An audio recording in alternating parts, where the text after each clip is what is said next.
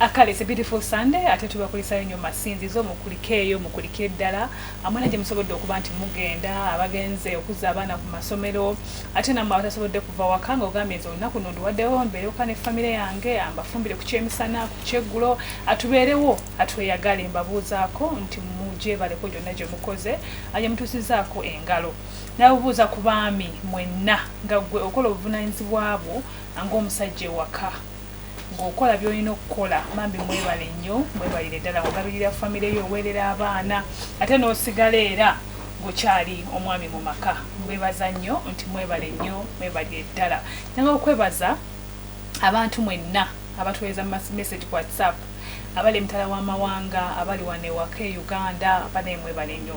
Men have so many issues. Manyi nyina ekintu kye nazudde abasajja balina okunyigirizibwa kwe bayitamu kutasobola tegeera ffe abakyala. N'olwekyo ennaku z'omwezi nga 15 omwezi ogw'e11 pa passport wali wa message Semakula antegese. Shall remember ntegese. It's just a get together women. I think bagita women. Anyina abogeza ab'enjawulo nga tugenda kuba nga twogera ku nsonga ezijigiriza abaami. Abakyala tubeera n'abaami tukola ebintu tetumanya nti bibalumya atubeerawo. Abaami batuwa ebintu bingi nnyo. So tulina pano y'abantu bangi table ejja kuba ya $5,000 ate nga of course VIP $5,000 ali ku table ne ordinary $2,000. N'olwekyo osobola okubaga ennamba eri ku WhatsApp awo ombuuza ebisingako ate awo tubeere nga tunyumya pain nyingi abaami bye bayitamu bingi ddala. Naye sikitwese olunaku olwaleero nina beautiful girls. These are beautiful. Naye bagamba these girls are beautiful. Waliwo statement etambula ku TikTok. Florence yagikola. Florence Nampijja yagamba nti nze ndi ttala ly'e Kampala nendowooza bannange tuli sitima naye bana bano balaba matala ga Kampala. Ate braka bikyogera bidde. Uli omutaala mu ngeri. Naye ate mwe mususseko nsanyusa obbalaba. Nakukusala. Muli mutya? Tuli bulungi nnyo positive. All have life yeeri etya. Life edwe. Ebiwanvu bimpi kwegamba byawo. Abawala abeeru temubana basajja. Ate lwaki? Sagala tawo sikubye nnyo abeeru abamu balina. Nakubye nnyo sooka otubuuzeeko. Sijja nabitwala personal. Twala tebitwala personal. Alright. Babuuzizzaako nnyo abalabi baffe. Amanya nze Hinda nga ndi muyimbi ate nga ndi actress. Sanyusa okubeera wano nammwe. Wamma ye ntunula ye yaba star yabayimbi. Wamma she is beautiful. Now mwegomba. Thank you so much. Abakazi banamwe mwegomba abakazi like you appreciate nga mwana omukazi ayitiridde. Tetubeegomba but we appreciate waliwo omuntu going extraordinary. Really? Nga yefaako. So you look good baby. Thank you sweetheart. You look good too. So many fena tulabika bulungi. Temuteka mtemumbuza zazi. Okay. Geza. Geza. Tewegomba tetwakwata geza.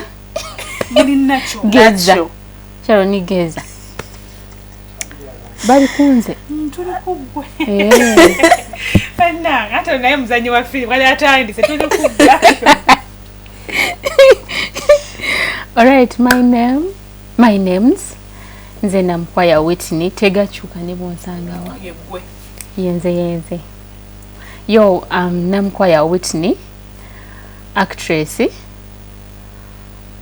house girl. House girl? Is that your professional? Yes. Your house girl? In my house. In your house? Yes. You're married? No. You're dating? Yes. Are you married? No. You're dating? I would say. You're not even sure. How do you tell the person is dating? Or take your time to know much dating? I'm so byogera nti I'm dating nenga mutima go dating go wenyine. Omuntu dating atabula. Even by looks. Buli kimu ky'abakola omanyirawo nti Onoonya aliko omuntu. Otwa tunoonya abasajja si yo topic yafe olunaku olwaleero. Tunoonya abasajja ky'abawala ba generation eno. ze Onoonya Onoonya omusajja oba characters z'omusajja gwoyagala oba omuntu gwatandibusizza maaso nti omusajja bwati oyo it's a go omusajja bwati it's a red flag. The fact that buli mukazi ayina omusajja gwe yandeetaze twetaaga byanjawulo mu muntu. Naye ssente fena tuzeetaaga. Ssente zoyo ye point esooka mu byonna nga nebirala tebinnajja. Bannaye temukwata bubi naye nga ssente kikulu nnyo ku nsi gye tuli mu ssaawa ya kakati. Abedda bakulembezanga mukwano love what naye kati ssente kintu kikulu nnyo. That's what I would say. Twekera okulembeza omukwano mugukulembeze n'ekisinzira status nawe gy'oliko. Omukazi kwenga gwe. Yeah, I would say nga Onoonya omuntu yenna ow'okufumbirwa oba ow'okudatinga simanyi oba that is the right to say. Nti waliwo nze nganze wemba noonya someone who is a man.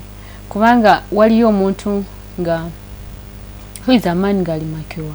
Kubanga waliwo omuntu ngali a man ku 25 years. Nosanga omuntu ngali a boy ku 30 years. Yes, katimba noonya someone who is a man who can understand. Yes, money will come later. Kuti ntubagala lwa TV oba bwe bulamu obwaddala amanyi abawala b'omulembe guno mujja ne mutugamba bino ebintu wano ku TV naye ne tubasanga mu bulamu obwaddala nga faade wange wajja ojja mubuuza what do you put on table.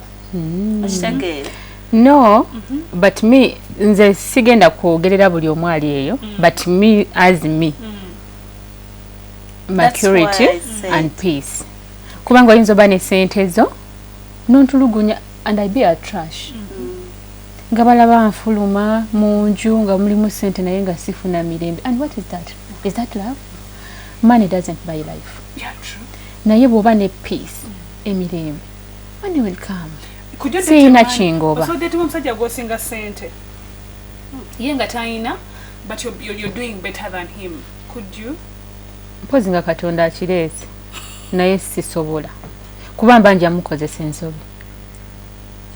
mukozesa ensobi kuba muntu waba kusinga ssente kati nga mu basajja omukazi nga akusinga ssente akukozesa ensobi nowaayo obutini bw'oyina n'otuka nga weemazeemu wenna bwakuta what is your next take oba toyina buli ye kyalaba nti kimwongerako afuba nnyo akikuyingizeemu ate of which nawe olina oteekayo ka saving ko akatini k'obadde oyina okateekemu omugambe nti wooli ate sometime nti ye aba tabibala nakubibala kuba abaakusingako abalaba it is nothing kati okuta aye kiba kyangu nnyo. Do you have levels in relationship? On levels and comes to the level yange. Yes. Jezili naye kisinziira wajjajinga level z'abalala gw'oli ku level. But there are so many levels. Anti kyekugamba zanjawulo naye kisinziira gwe w'oyimiridde k'osinziira okujjajinga level y'omuntu omulala. I can't say level yange. Just giving an example. Ng'omuwala agamba nze level yange sisobola kwagala musajja ataasoma. Kubanga nange saasoma njagala abaana benga tatata aba mutuufu mu ngeri ye kuba awulira kyayagala era tosobola kumunenya.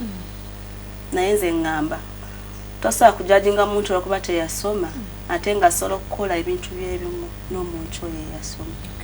So nga bwe nagambye buli omu n'ekyayagala n'omuntu gw'ayagala twagala byanjawulo tosobola kulowooleza gundi oba gundi. Naye nze nandigambye tusooke tulowooze nga tetunaba kukola bingi biddako.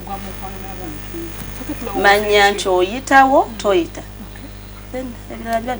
What are red flags of a man that is not going to be your happiness? Nogamba kana kabonero omusajja kasitandika okukwana gamba halo otudde naye agamba emmeri yange egudde mu nnyanja konteina zigudde ayo mute. Bubonero kiba osobola byakontono omusajja muyaaye mulimba tuyambeko abawala abali eyo kozi abamu tubi agamba nti mwabiyitamu tubiyiseemu ffenna ndowooza. First of all bawala bannanga abaana ab'obuwala omusajja takumalira budde nnyo.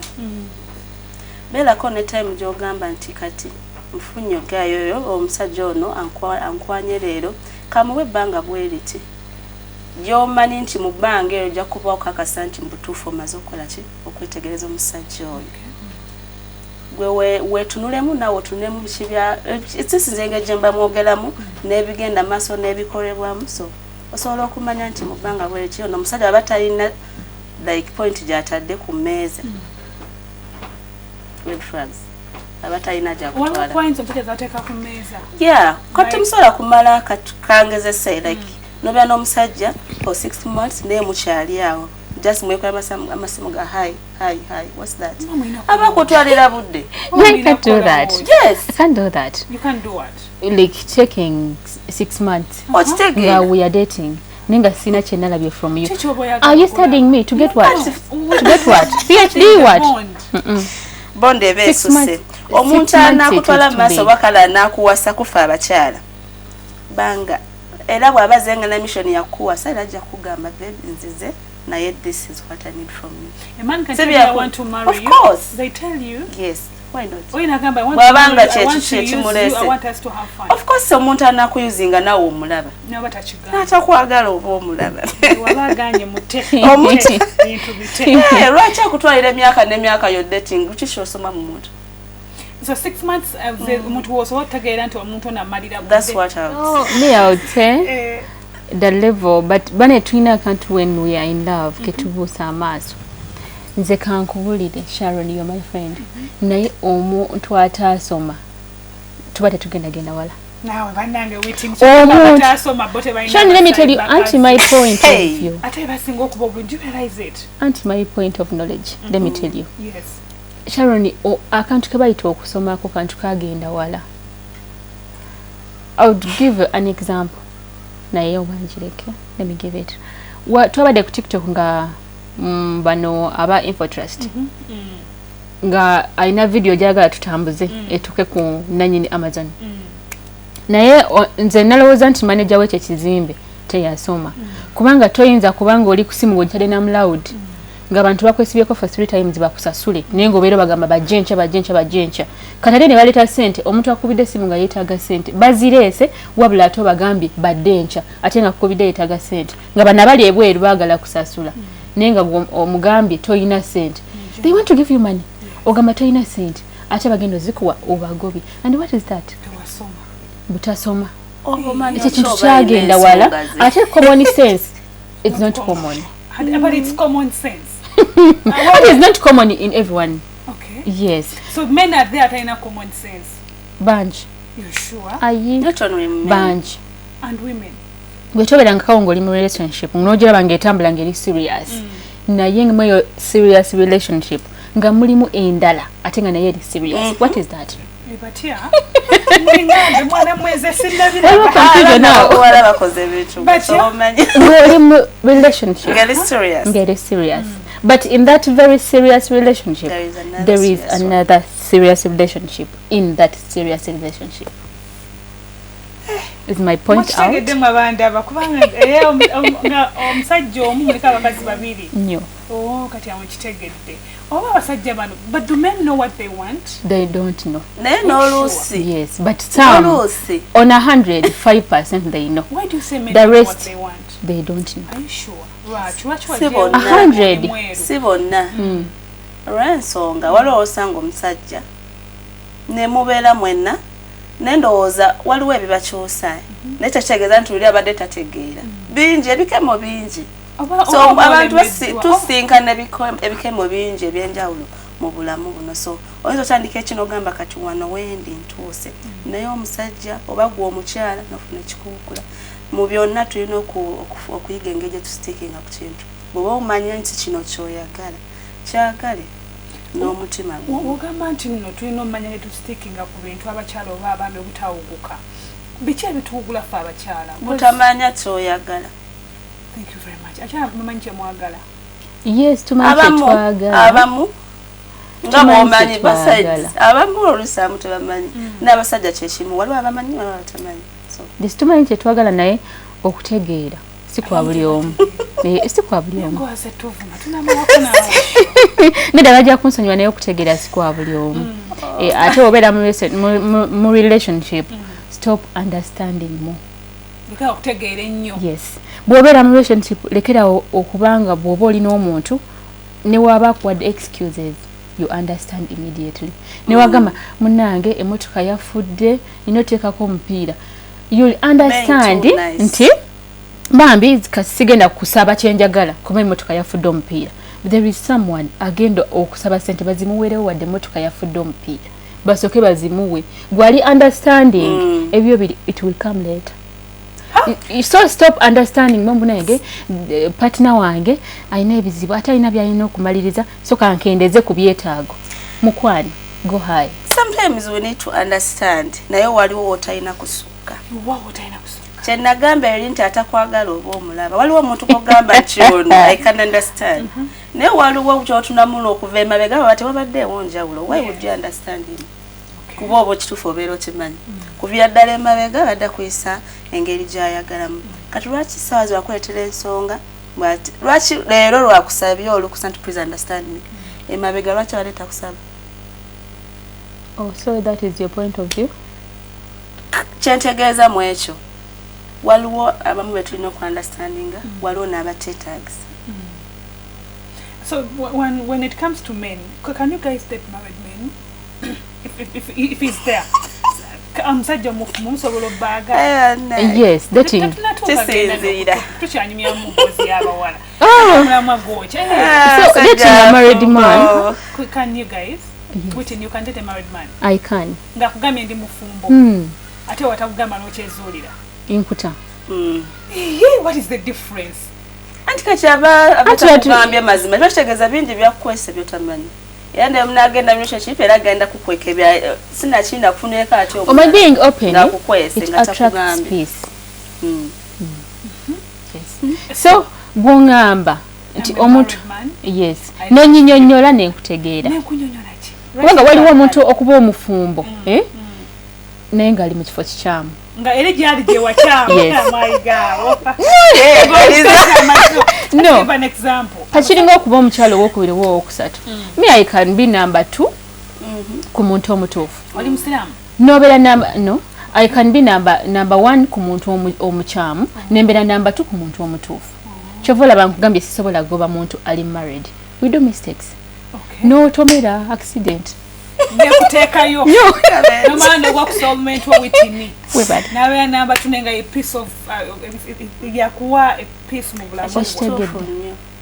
So you can date a married man. Yes. Same applies to you. Yes. Ngakugambe ngatagambe. Ngangamba. How far? Let's give an example. Married man naye muntu. No, like abataziza musango yetayagala yetayagala. Ni oba tomwagadde omulala ajja mwagala nze naye mbagala. Byebimu. Munyumize. Kyake twogeza nnyo. Twogeza byama. Tabuka. Ncheri mbagala omusajja omufumbo. Byebimu as long as mutegeeragana. So tewali mukinyo tuno nti oba okubona omufumbo asingako ku oli. Byonna byebimu. Okay. Temuli mukyanja ulo. Tewali as long as you have peace. Okay. Wow. Akale atulina proud side chick ali ku TikTok okugenda muleeta wano atubulireko yebirungi byamanyi akubasajja abafumbo. She says it. She's a proud side chick. Naye ate side chick n'okufumbirwa omusajja omufumbo byanjawulo. Binyinyonyole. Anti kati side chick obeera toli married. Era tobalibwa kubanga oli mukyala w'oyo omwana. Baba bakuyuzinga? Yeah. Oh. Sibisobola. Anti labayo. There is marriage n'okubeera side chick w'omuntu. Omuntu gwe bawasizza tofaanagana n'ono. Naye omusajja omufumbo yenna abana married chick. I mean abana side chick. Tabana second wife. Nze sikyendiko. Era lwaki abatabawasa tobawulira nti ono second wife ono first wife nga bali. We even seeing a story recently trending ku social media. Kasita akuwasa mu bulungi. Ensi neekumanya nti oli mukyala mu butongole. Tekirina buzibu. Naye kyawukanako ku side chick. Naye kana kayimba okamanyi nkimanyi gy'oli. Nakiyambi wange. Ati kati bali bagamba side chick. Mukyala wo waddala. Baba ne bakiyambi. Akale tugenda tandikira gatukobyewatiga ne mulamu gwaffe amite girls. So usually tuba ne girl talk buli mwezi ate munayo Sunday soka mwezi atuba n'abawala oba esemba ne tunyumyamu akumbozi eziba tutawanyanga ffe abawala oba ebitusomooza oba ebitunyumira katuumulemu aye tumale tukomewo tovaawo.